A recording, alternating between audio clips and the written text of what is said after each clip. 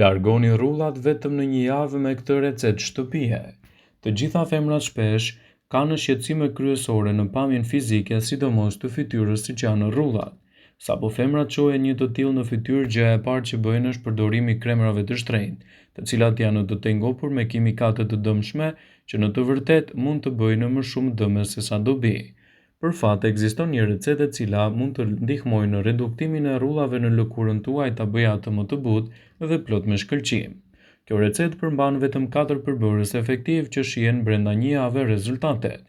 Ky krem në përgatitje në kushte shtëpie nuk shkakton efekte anësore dhe nuk kushton.